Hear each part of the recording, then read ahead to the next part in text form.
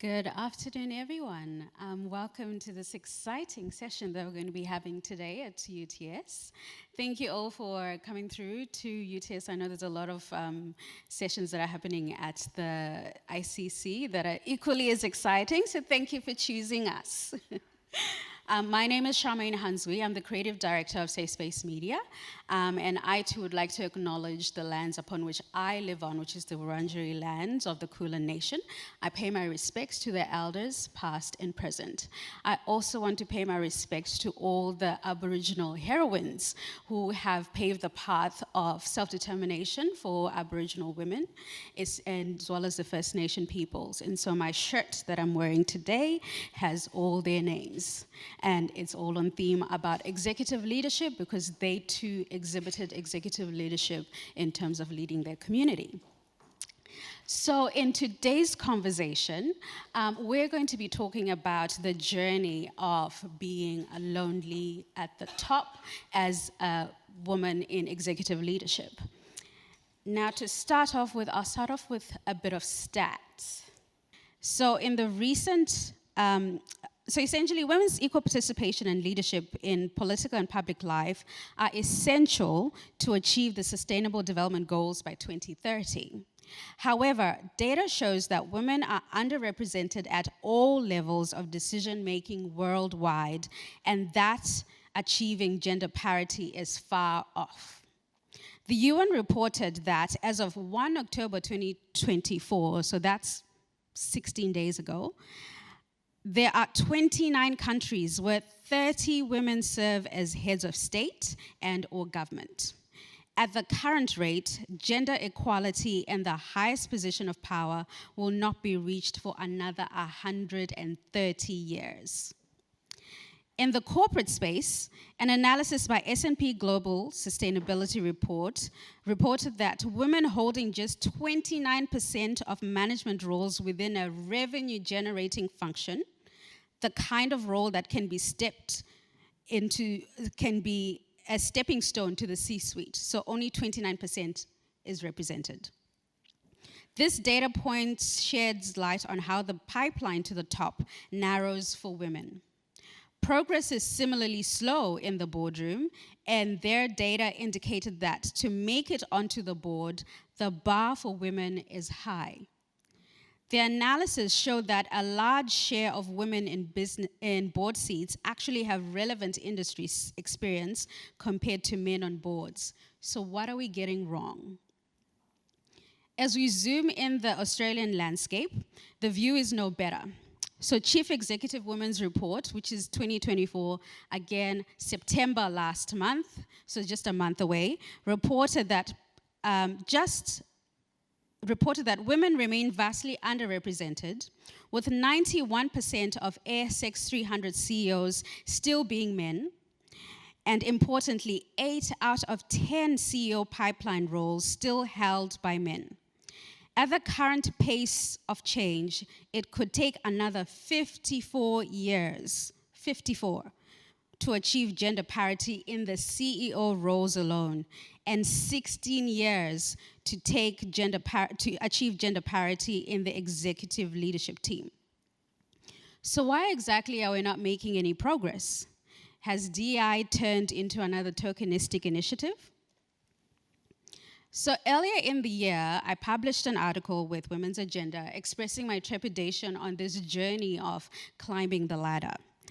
A lot of women reached out to me sharing similar sentiments after I shared the article, and so I'm not surprised actually that there's this whole narrative about the trad wife that's currently trending, especially with the younger generation. We don't exactly have the best narratives about what it's like climbing to the top. So if I think of the examples that we do have, I think of Julia Gillard, Christine Holgate, Indra Nooyi, Melanie Perkins. And if I think of their journeys and the way that they've been scrutinized on media as well, it's not exactly appealing to me. So what I like to do, I like to break down global issues into tangible actions. So that's why I decided to curate this conversation that we're going to have today and bring it to South by Southwest, because it's a festive of ideas. And we can have a discourse and conversation to understand, well, how can we equip ourselves to be better? And also have honest conversations of what that journey actually looks like. And what I have is a panel of amazing trailblazers who have walked the path and navigated the intersectionality of motherhood, gender biases, corporate bullshit, and the boys' club. And so we're going to learn from them, from their journey and how they got at the top. So please help me welcome to the stage Ursula Lepporoli, Shirley Chowdhary, and Marina. So thank you, ladies, for joining us at South by Southwest today. Really excited for this conversation. So I'll start with actually just the first general basic question. What sparked your interest into becoming a leader? I can start with you, Shirley. I can tell you there was no time ever in my life where I thought to myself, I'm going to become a leader. That was never the aim. I think the aim was always just to do a job, to do it as well as I could, and to see where that got me. And I have a view that you don't need a title to be a leader. You don't need to be in an executive role or on a board. I see people who exhibit leadership qualities every day, and they range from, kids that are just straight out of uni or at uni through to people on boards. And so I think it's having an ambition. For me, it was having an ambition to do a good job, to do something I really enjoyed doing, and then to be as good at it as I could be. Interesting. Was it the same for you, Ursula? No. So I think I was born to be a leader. So you can sometimes you look at the birth order of kids, and that can have an impact on where they go in life. So I have a sister who's 9 years older who bossed me around a lot. And then I have 2 younger brothers and sisters. And so I got to boss them around a lot. And so I learned, and then I applied it. And then, throughout school, I really enjoyed being involved as the president of my sorority. And I decided to study management in university, much to my mother's chagrin. So she was like, "What is that?" And I was like, "Well, I want to lead people." So this is how you do it, right? She was like, "Why don't you go be a doctor or a lawyer or something like that?" I was like, "No, I want to lead people." So that's what I studied. Anyway, I found out that you had to actually have a skill and, do something and specialize in something. So back to what you said, you have to actually do something well. So I do tax well, but I lead people as we do tax. And Ursula actually makes tax interesting, which is quite odd. And so, Marina, did you have your own foretelling of, being a leader? Well, yes. So I guess when I was 16, and I was thinking about what I wanted to do when I left school. And I decided I wanted to be the editor of a magazine. So that's a leadership role. So I knew exactly what I wanted to do. And I did actually do that job. I did actually end up doing that job. But listening to you, I was just thinking, I was school captain in my primary school and high school, right? So they're all leadership roles. But I'm also the oldest daughter of, an Asian father and an Italian mother, and that's the role that has to do everything, right? So I still do everything in my family, connect the families, organise all the dinners, everybody comes to it. So they're all leadership roles. So I think I deliberately made a decision in pursuing the job that I wanted, and that was the leadership role. But I think actually, as you've said, I think it was kind of there. I don't know how that happened, but other than birth order and cultural influences. I do remember being like in the last 10 years, 15, looking at decisions other people were making and thinking I could make them better. Yeah. So, I think I can resonate with that because at work as well, I'm often known as a problem solver because it's like I see a problem, I'm like, actually, I think we can do this better, guys. And I think through that's how I've become a leader. But I too, Marina, I'm also an eldest daughter of an African household. Yep. And that comes with great responsibility, no matter how old you are. You're essentially a deputy parent. And I reluctantly went into leadership, actually. It was more so out of obligation. But I think after some time, I realized, you know what? I think I have a skill here. How about I use it? So, which was really good and interesting to be able to express that as well. Now, I'm keen to know, with that journey of being in leadership, who did you surround yourself with? I'll start with you, Ursula. Sure. So I think I grew up in an area where there weren't that many diverse people. And I was sometimes one of the only ones. And so you don't necessarily get to choose who's around you, but I think everyone brings some level of value. So understanding who's around me and then usurping that value out of them is probably what's been good. I think one of the best decisions that I made during COVID was hiring a coach with my own money. So I got one through my employer, and I didn't really like him. Talking to him was like watching paint dry. And I was like, this is not it. I'm not getting what I want out of this. And I had some money, and I was going to put it into super, or so I decided, no, I'm going to invest in myself, and got a coach. So I think you can't choose who's around you, but you actually can sometimes. So choosing to pay someone to be your coach was one of the best decisions I made. Very interesting. I don't think I've ever considered having a coach in this particular aspect. Like, I think obviously, like with sports, people have like coaches or even like personal trainers. You have that, but I never considered applying it to my career.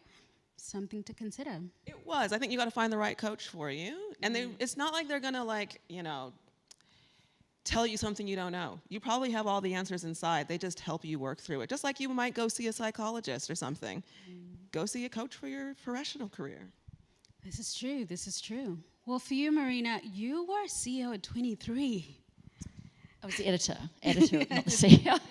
So the job that I wanted when I was 16, yes, I was 23. Yes. So at 23, your first pretty much executive role as the editor of Dolly magazine. How did you manage that, and even then have the support to be able to sustain that role at such a young age?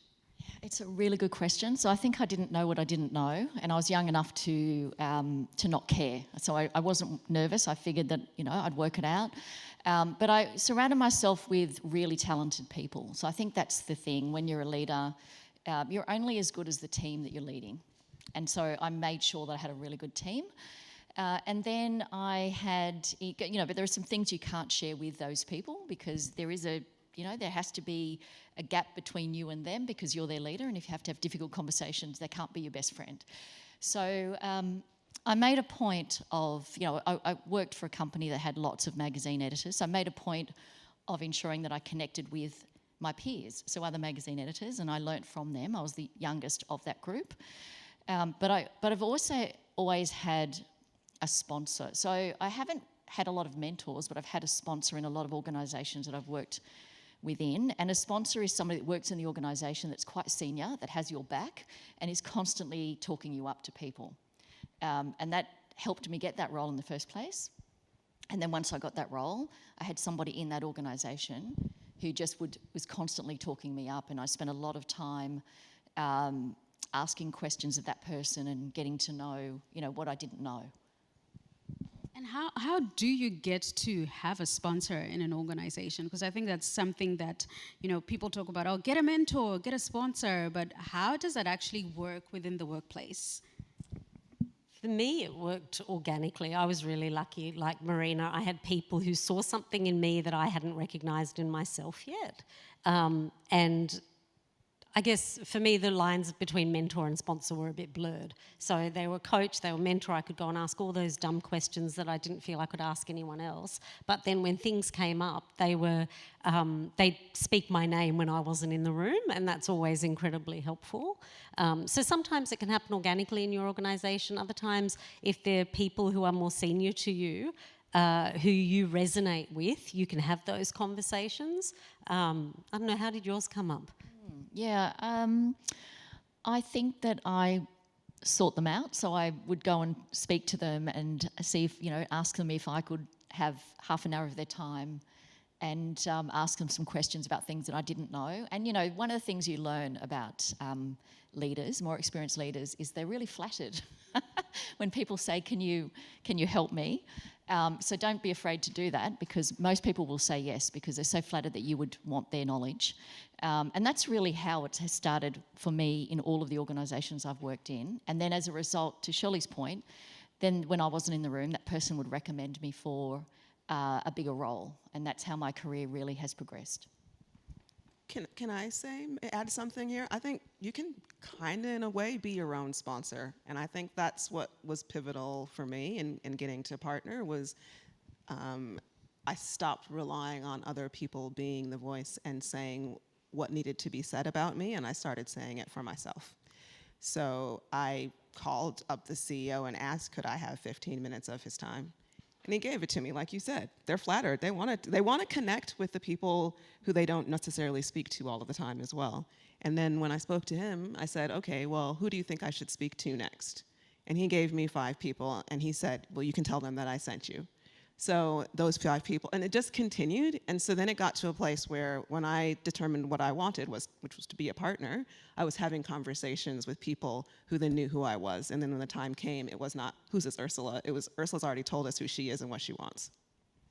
Wow, that's very strong self-advocacy. I think I can see myself in all your different stories. Because I think I've gone through that that different journey in all the different iterations of my career. Because I met my mentor serendipitously, actually. It was at a dinner. And we sat next to each other, and then we started having a conversation. And after that conversation, it was like, you know what? I want to be your mentor. And I'm like, what is that? And it was very early on when I was just got enrolled as a branch manager.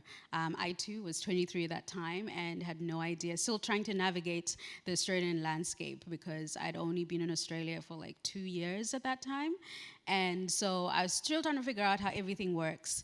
And then this person just said, hey, I want to be a mentor. And at that time, I didn't know who he was. Like, I didn't even bother asking, what's your title, anything.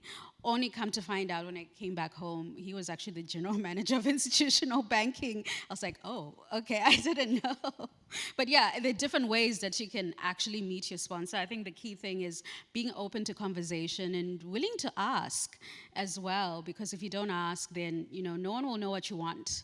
And I also strongly believe in like saying the things that you want out to the world. And you never know, someone who has the resources will be able to help you out. That's a big lesson for women, I think. Women aren't vocal enough in saying, this is what I want. And often we think, you know, I've heard so many stories about women who get upset afterwards that they weren't considered for a promotion of some kind. And then their leader will say, but I never knew you were interested. And so be vocal. There's no shame in saying that you want the next thing. Awesome. I'm actually interested as well in, I mean, I've only been in Australia for 13 years now, and I can only imagine you were in the workspace around a time where, well, Australia wasn't exactly multicultural. And there would have been a lot of cultural load that you'd had to carry during that period of time because, yes, now you have, 20, 30 years of experience. But when you started, it wasn't exactly the most welcoming environment, especially for someone who is of diverse background. So I'm interested to know how you navigated that workspace environment in such a hostile environment as well. I can start if you like. Yeah. So at KPMG, I'm the only black woman who is a partner. I'm the only black person who's a partner. So it's still lonely at the top if you're me. When we have a partners conference next week, I'll be the only black person there. So I think it's the cultural load is being asked to do things that you might not normally be asked to do. So when was the last time that someone called you about a new recruit who was black and said, can you talk to them? Because we really want to get them to come to this place. That's cultural load. I remember being asked during COVID. I don't like to be the poster board for DEI. I want to just be known for doing my job, and I really pushed back on that. But then George Floyd happened, and I thought, okay, I maybe need to do a little bit more. And they asked me to be on a panel for Black Lives Matter, and I was like, Black Lives Matter in Australia is quite different to what it is in the U.S. It's different black people. And I decided to be the moderator on the panel and get involved. But these are the examples of the cultural load that takes over. Like, a lot of people, all the other partners aren't being asked to do this stuff.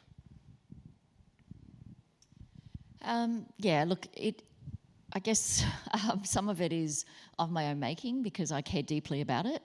And so, you know, when I was the editor of Dolly, for example, there had never ever been a model in the magazine that looked anything like me. So growing up, I read it, and so I put an Asian girl on the cover of the magazine. I almost got sacked for it because my boss did not want me to do that and said the sales would be terrible, and the sales were terrible. I put the first Indigenous woman on the cover of Dolly. Sales were terrible. But somebody had to start and somebody had to persevere and had to be that person, right? So, and I still feel that responsibility as a non-executive director. So, you know, I'm always asking the question about who's on the panel that's considering. And, you know, there was one organisation that I was involved with that had one person of a, you know, cultural heritage on the executive team. And they had leadership profiles done. And this is a woman, and she'd come from a cultural background where it was much more about distributed, quiet leadership as opposed to banging your fist, right? And it came back and it said she wasn't a strong leader, that her style was not strong. So I, as the only person who would have understood her cultural heritage, had to fight for her and say, but this is a different paradigm of leadership. So I still feel it. It still happens, but I think it's important that those of us that have the opportunity do so, because we have to be able to pave the way for others. We have to. I do it for women in general, so not just culturally diverse women, but we have to, because if we don't do it, nobody's doing it. And it's one of the reasons that I wanted to be a board director, because I figured that this is the place where there is the opportunity and the power to actually make things different. Particularly for all women. So, you know, for me, it's about all women. But I do have a particular, you know, opportunity if I see something that's that I think is discriminatory in terms of style, to say something. So that's what I still feel like I carry that load, but I'm okay with that. I'm okay with it. Yeah, I think my experience is close to Marina's probably than Ursula's. So I'm not. I don't feel like during my career I've been the poster child for anything in particular. I feel like I'm always the one asking the question, like, you know, when a board looks at who's being promoted into the highest ranks, that list comes to the board on one of my boards, and it's me and another woman on that board who are saying, why is this list only 20% women? Like, I'm one of those people who's constantly asking the questions. I'm quite careful about what I put my name to, and we were talking about this earlier, and what I put my brand to. But growing up in this country, I never saw myself reflected in the media or in magazines or on TV. Like, I never saw somebody who looked Indian in a TV show. Now we see them all the time, but that never happened. And so when I'm asked to do something, I hate putting myself in the spotlight, but when I'm asked to do something like that, that's the first thing I think about. Is somebody going to watch this? So a few years ago, I was asked to be a Scanlon Theodore ambassador for International Women's Day, and they contacted me and they said, we'd love you to be our International Women's Day ambassador. Would you do it? I was like, no, not my thing, thanks. And they were persistent, and they came to me again and again, and finally I said, okay, I'll meet you and we'll have a chat. And I had a chat, and they said to me, you'll get your hair done and your makeup done. I was like, oh, you sealed the deal, no. and I came home, and with my husband we were talking about who might see that if I said yes, because I feel, you know, there are certain clothing brands where when I walk into, I feel like the clothes don't speak to me, they're not about my size, I never see myself in the ads. And I thought, wow, the impact of me being in a campaign like that could be quite huge. And so I said yes, and I was overwhelmed with the messages I got. A lot of messages that were public, but a lot of private messages saying, I have never ever seen myself in a clothing campaign like that, and you've made it easier for me to walk into that shop. And so then my thought is that if I can do something that causes me discomfort for a little while, but gives so many other people a chance to see themselves reflected in something, then that's worthwhile. So that's how I see the cultural load piece. It's about me putting myself out there and making it perhaps a little bit easier for somebody else to do that. Yeah, that's really interesting and fascinating because I guess I have a different perspective because I didn't grow up here in Australia. And so for me, I think I realized that I was black when I came here because I grew up in a predominantly black environment. So the only intersectionality that I have is being young and being a woman. But even with being a woman, like we had women in executive leadership roles and board roles. Like at 18, I was like, I want to be on boards. That's what I want to do as a career. And so I was like, let me find ways of doing that. And then coming here to this so-called Western society that's more advanced, seeing how behind Australia was really shocking to me, because even being a woman as a manager was something phenomenal and groundbreaking. And I'm like, what do you mean? This is normal where I come from. So this is very weird. But it's interesting to see like the Australian perspective on how women are viewed, facing similar challenges of, sexual harassment at work, domestic and family violence. These are things that are still very prevalent in 2024, which is really, really sad, because it's like, okay, as a woman, I want to do all of these things with my career, but then all these other societal issues that I have to face. Another key thing is motherhood. Like, how have you been able to then juggle motherhood in addition to all the things that you want to do for your own career? So my story is quite odd. I took a 10-year career break. And I was so ashamed of that 10-year career break, because I went to recruiters when I came back to work, and they'd say, well, what did you do for 10 years?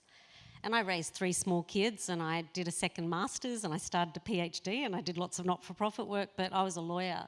And I didn't work as in traditional law, because before my career break, I was working 100-hour weeks, and that just wasn't sustainable. So I took a career break. I didn't talk about it publicly till about 2 years ago, and even then it was kind of a mistake. I was on a podcast with Helen McCabe, and we were on there and we were chatting, and she said, oh, I'll go off and I'll listen to this again and work out the theme. And she sends me an email and she says, we're going to make the theme your 10-year career break. And I remember getting the email and going, but then I was comfortable with it, and now I talk about it all the time. It was easier for me to be at home with my kids and change my career for that period, because I want to spend time with them. But I think the most important thing these days is that we have choices, and we should be able to exercise those choices in the way that works the best for you and your family. And I think life is a massive juggle, right? It's like a house. I say it's like a house of cards. You can have a blocked sink and the whole house of cards will come tumbling down, or you can have a sick kid or whatever. You just have to work out what you want to prioritise at different points in your life. And those priorities might change week to week or month to month or year to year, but that is a choice for you and your family to make, and then you just need to own that choice. I didn't own my career break early enough. I'm a bit embarrassed about that now. I wish I had. But you just need to own that choice. I would say I have one child. Marcus is 9, and that's on purpose. So I think it's okay to make choices that are hard. And, do I want a 6-person family? No, I don't. I want to be on the stage with you ladies here talking about my career because I love it. And one child and a husband that we agreed when I was pregnant, before we got pregnant, that he would be the primary caregiver. And so I had 1 year off the year that I got, and then he took over. And I'm okay with that. And that's okay if you make that decision, or if you decide not to have kids. I'm jealous of a lot of my girlfriends with no kids. But yeah, it's just, like you said, being really conscious about the decisions that you're going to make, and us talking about it in the open and being okay with that. Yes, well, I had a career in media, which is very male-dominated. And my oldest son is nearly 31. So when I had my first son, I had no choice but to go back if I wanted a career. And even then, they put me in a cupboard basically when I got back. So I had spent all of this time, I think I'd spent about 5-6 years making a lot of money for this company. And then they had made a promise to me that when I came back, I would have this big job. And in this 6 months, it's all I took, 6 months maternity leave, they gave that to somebody else who didn't have a child. And when I got back, basically, as I say, I was literally in a cupboard. They had me doing special projects. So I had to take, control of my own career and find another company who did care about that sort of thing. So I didn't have that same opportunity to take a career break, because for me, there would have been no coming back to media if I'd taken that break. But what I was able to do, thankfully, and because of my family situation, my father, who's Chinese, basically said, my grandson, my first grandson, I'm going to look after him. So he retired so that I could go back to work. And he basically he didn't move in, but he came over every day, he stayed all day, night, bathed him, the whole thing. Mum was still working, actually. And so that's how I got through it. And we just had to muddle through it. By the time I had my second son, 4 years later, and I almost didn't have another child for exactly the reason that you have just articulated. I thought, I just can't have the career that I want to have and also have another child. But my husband really wanted 2 children. So we thought, okay, let's just do this. I was very fortunate. So by then I was working for a French company, and they don't care, right? I was 7 months pregnant when they hired me, and I said to them, look, and they said, is it a problem for you? And so they were fine. I mean, they never stopped paying me. I was working from home with my baby. They never stopped paying me my full pay. So there was none of this kind of, you can go on maternity leave, and if you come back, and we'll still get you to do some work. So I think it's about the company. If you really want to do both, you can do it. You do need family support, so you can't, something has to give, and I was very fortunate because my father could step in. But it's going to be tough, and you are going to miss things. So I missed a lot of things, and I just had to be okay with that. It was harder for my second child, I think, because I just remember I came home one day and he was walking. I came home from work and he was walking, and I didn't get to see him walk. And I felt so bad. And there were some things I missed at school. But you know what? The thing I realised, because my children are now nearly 31 and 27, they don't remember any of that at all. They don't remember anything that caused me pain. So you can do it any of our ways. It's all valid. And you can still have a great career. But, as Shirley said, you just have to do what's right for you and what fits your circumstance, and you cannot beat yourself up about it. I think that message about the company matters is really important too. Like my first child, I went back to work after 6 weeks.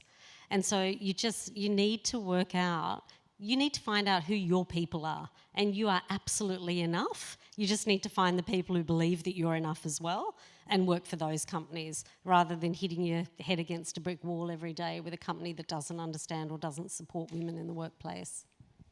Yeah, that's... And I understand the privilege that comes behind that sentence as I say it. Like, we've got to pay rent and groceries and everything else. But there is absolutely a company out there who believes in the way you want to do it.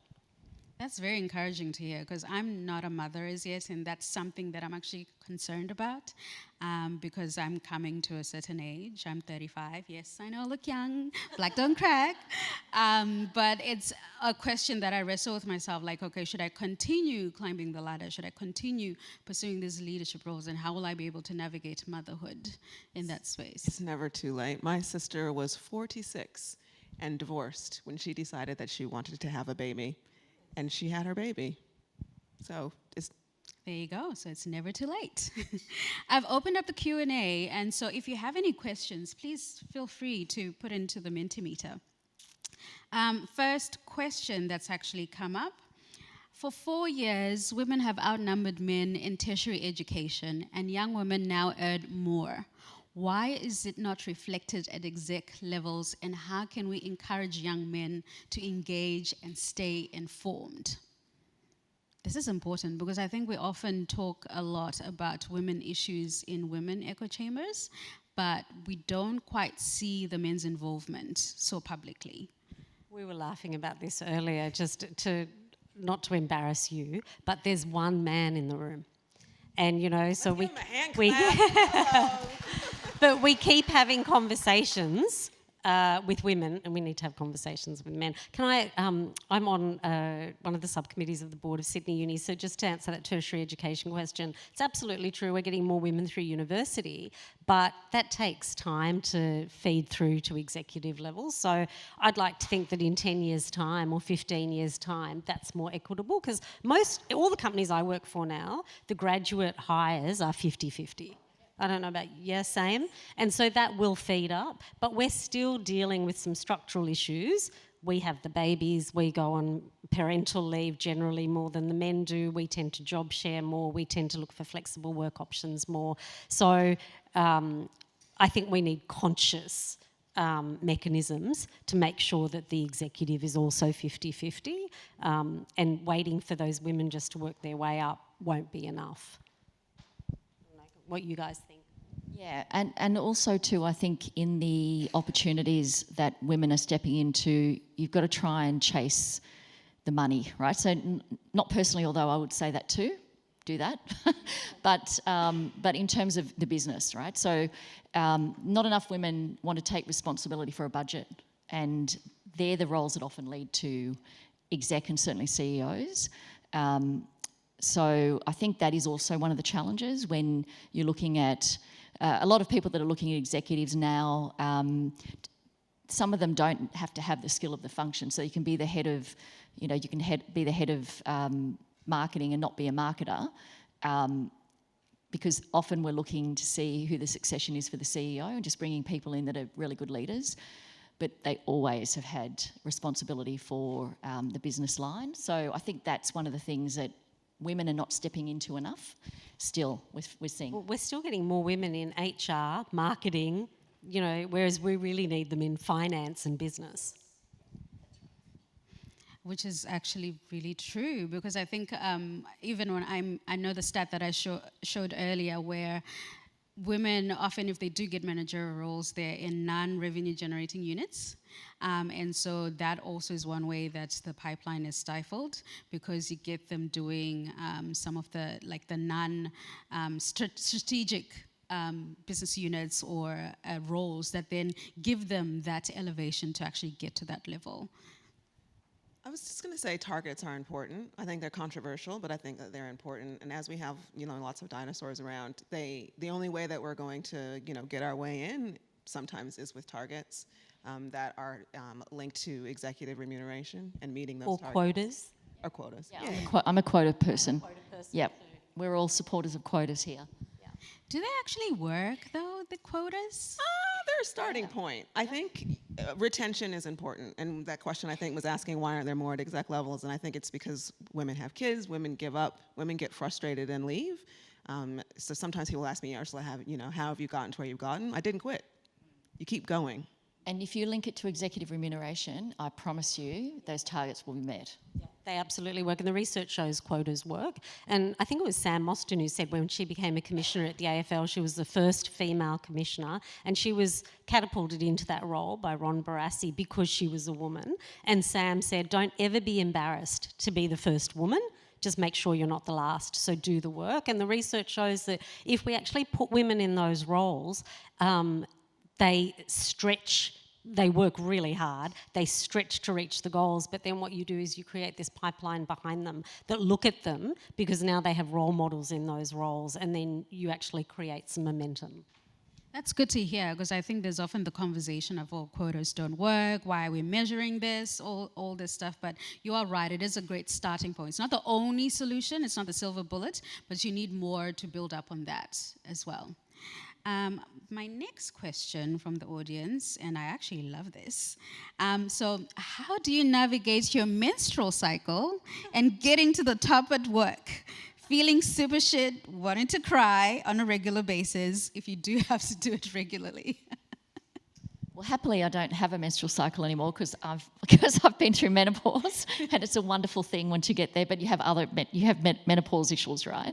So it's exactly the same thing. Look, it was hard. I think I worked with other women. I think we just supported each other. But interestingly, I had a conversation with one of my girlfriend's husband recently, who is a manager of a lot of women.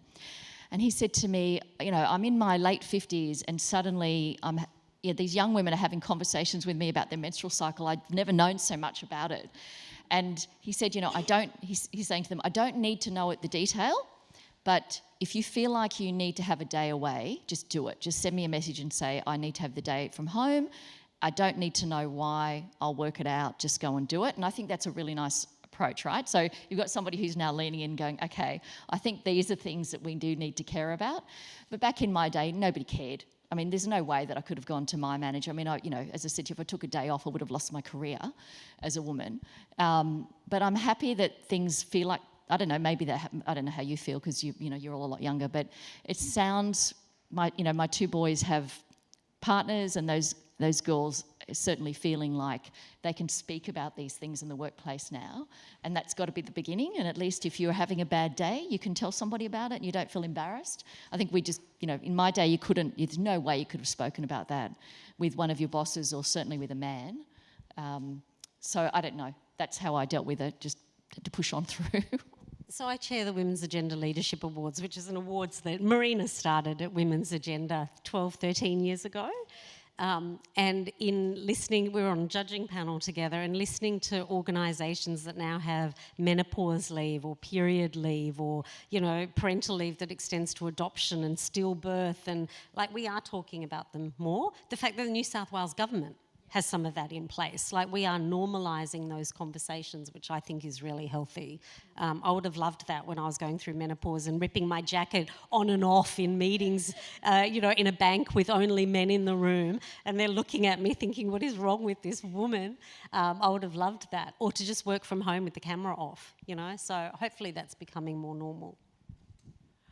Oh, I don't know what to say on this one because it's personal, but I think you have to figure out something that works for you. So I'm not menopausal. Yeah, I'm still having periods, but gosh, are we recording this? I don't know. Look, why are we embarrassed to talk about it, though? 30 years it's ago, a natural process. 30 years ago, we wouldn't have talked about it on a panel, right? We wouldn't have been asked the question. We wouldn't have talked about it. So I think there is benefit in recognising the advances that we've made, and that is one of the areas where we have clearly moved the dial. I don't know about your sons, but mine will happily go to the chemist and buy whatever sanitary products the girlfriend needs. There's no embarrassment anymore. No, my boys do that. Yeah. Okay, I'll share. So I had a place in time where I was having the most painful periods ever, and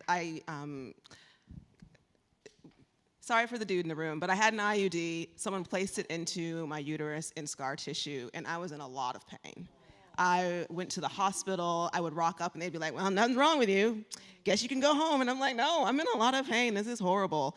And so I made a personal decision after that to just take birth control orally continuously. So I don't have periods anymore because I don't need that. And I think it is an important conversation to have as well because, again... That's not, please do talk to a doctor before you decide to go do that.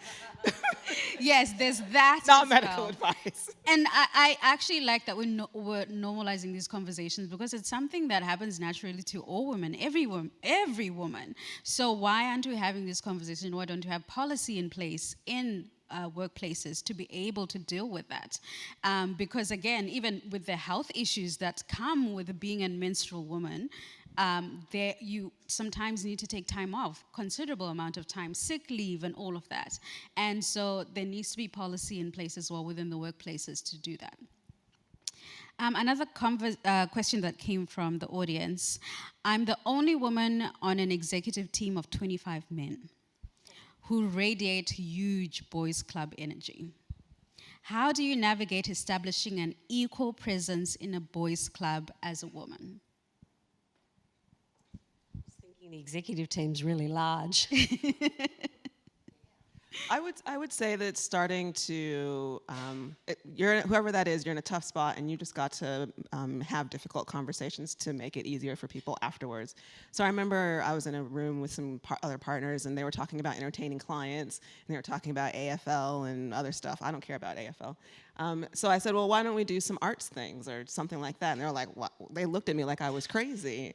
But then at the end of it, they were like, oh, maybe that is interesting. Maybe some of my clients would want to go to something like that. So I think when you find the right time to put things forward that are different, you start to change the conversation and the mentality of even those 25 men. And maybe they do want to get involved with things that are more broader than the boys' club typical things.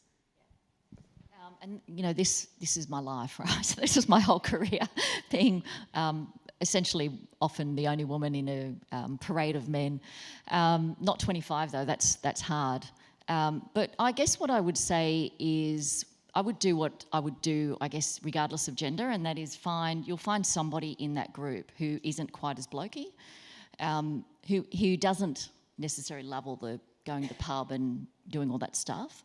And you need to make friends with them, and you need to start having conversations with them, and you need to have them calling out things on your behalf. So one of the things that happens if you're the only woman, and it still happens on boards, and it happened to me just the other day, I made a comment and then a guy made the same comment. I know it sounds like a cliche, but it happens all the time. And thankfully there are 2 other women on the board.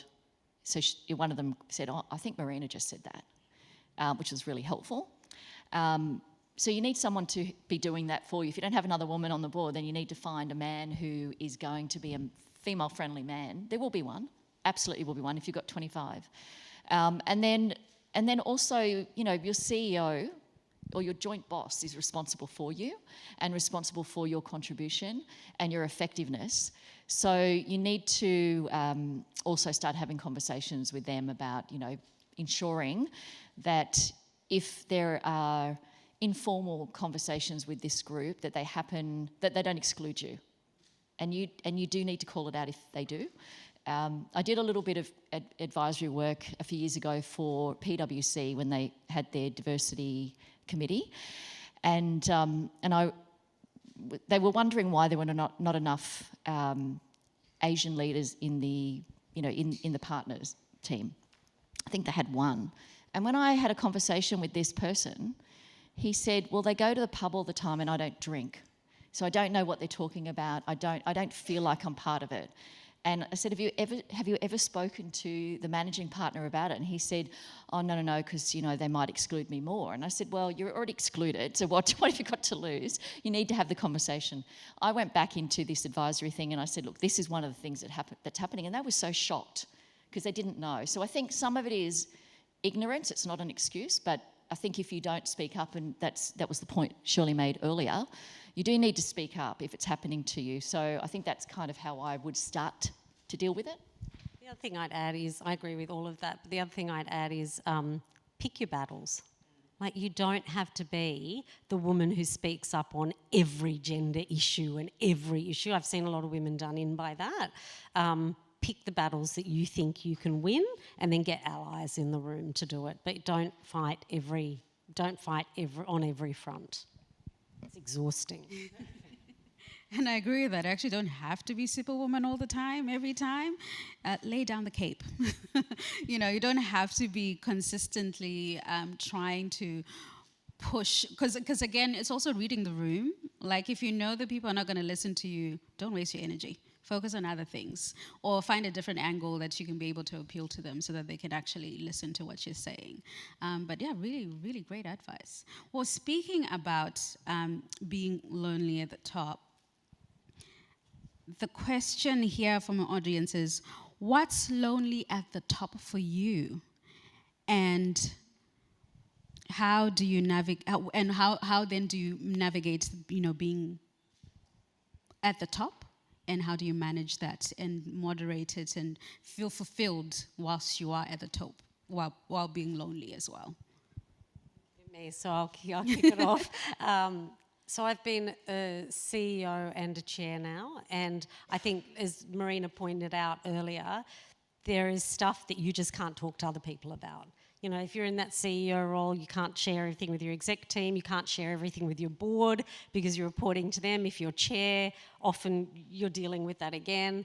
And so I have a close circle of friends, and I compartmentalise my life. So, you know, my husband knows a little bit, my kids know a little bit, my girlfriends know a little bit. And, you know, honouring confidentiality, but you do just need people in your inner circle who you can share stuff with. If I've got a board issue, I will ring people and I'll say, hypothetical, you know, this situation, I'm tossing up between these things. You just need people in your corner who are going to support you, because some of those problems are bigger than you. And I have a view, I'm sure it's shared by these guys, that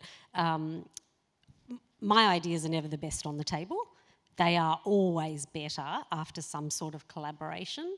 And you just need to find those people. I also am part of a peer-to-peer advisory group, a CEO mentoring group.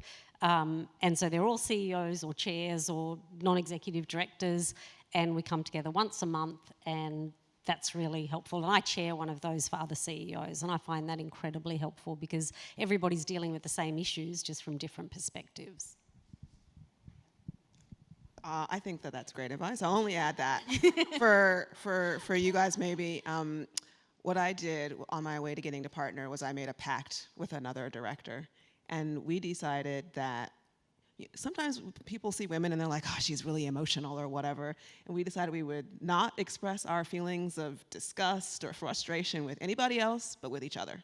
And we understood, because of the confidentiality, we worked together, so we understood the climate, we understood the people, and we just had a pact. We still have that pact to this day. I'm gonna meet her in Bangkok in May. We're both partners now, but we trusted each other, and we stopped going to sometimes the men or someone who might not understand with our problems, and we went to each other.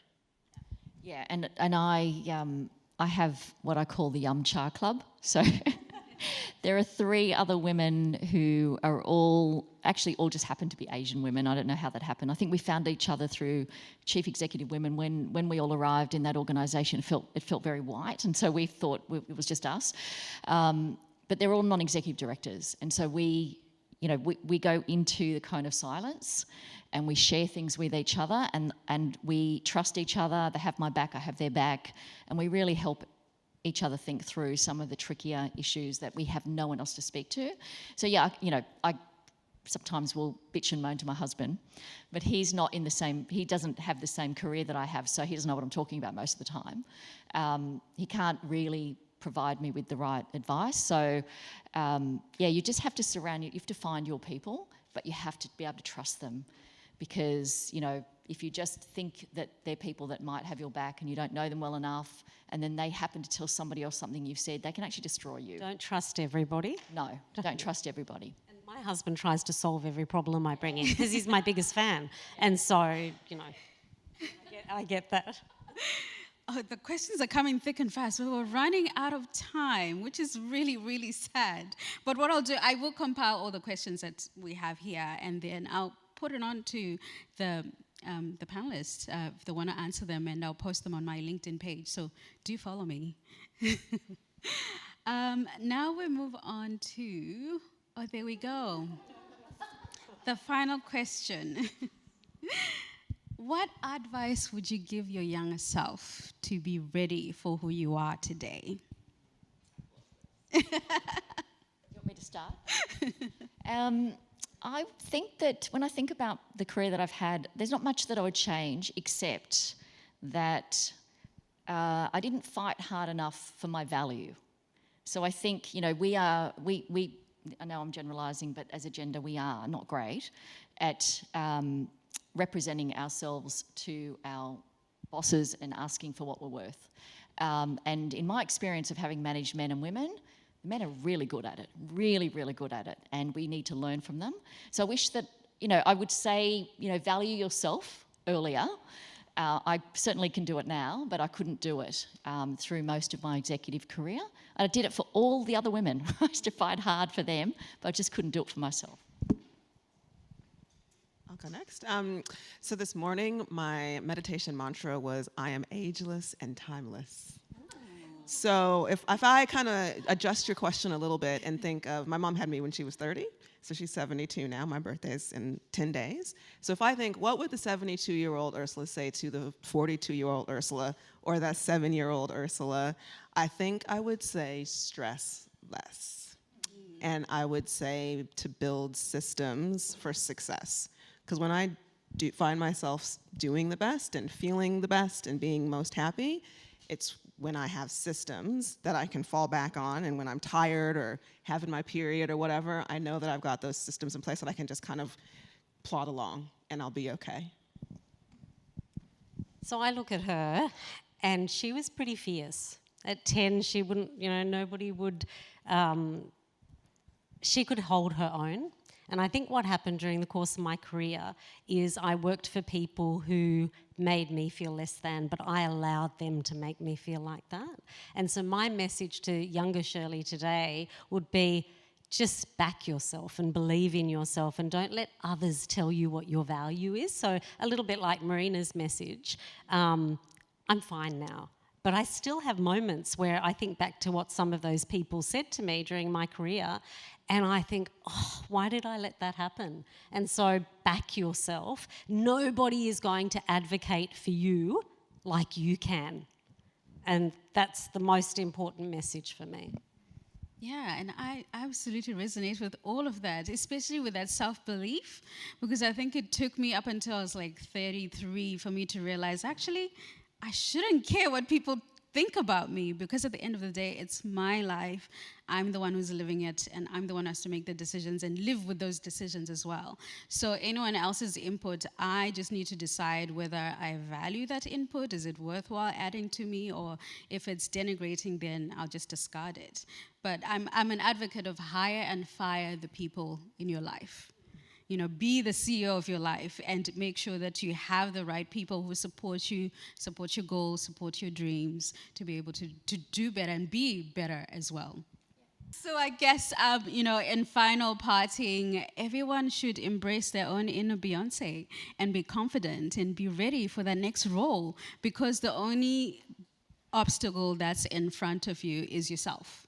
And so once you're able to conquer yourself and be more confident in yourself and be able to go on to the next stage, you will eventually get to that top. And, and hopefully from this room, it won't be so lonely at the top. And we'll have friends and family and sponsors, mentors guiding us and supporting us through that journey.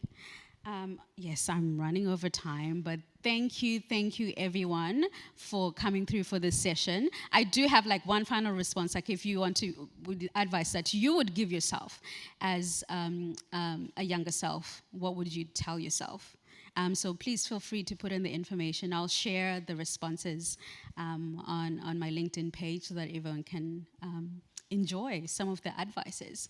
But thank you, everyone. I hope you enjoyed this session and found great insights.